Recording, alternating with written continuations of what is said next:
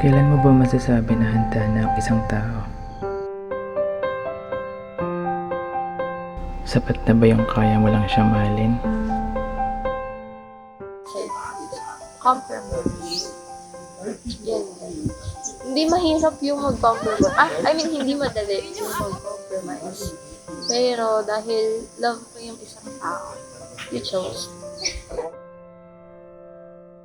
O dahil lubos mo nang kilala ang isang tao? Sa akin, ang first impression ko, Adik. hindi, funny talaga. Dahil masaya kayo sa isa't isa? Tawanan, kulitan, at asaran.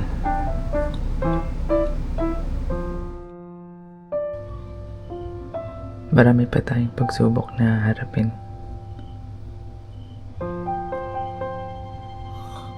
Pero araw-araw pa rin kitang pipiliin.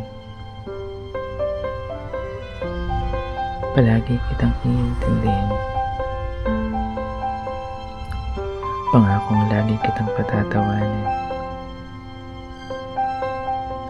Mga problema ay magkasama natin aayusin. At mga pangarap na sabay natin aabutin. And sa 8 years ngayon, parang meron tayong ups and downs. Pero what decided you to stay? Siyempre, mahal mo. Parang, hindi naman talaga option yun, parang tingin ko. Hindi option maghiwalay. Oo. Ayusin. Ganun. Kaya, ganun. Hindi naman laging masaya.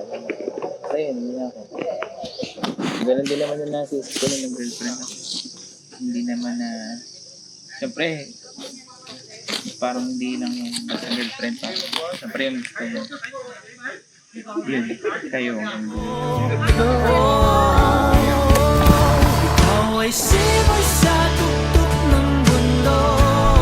Kailangan pa nga ba natin malaman?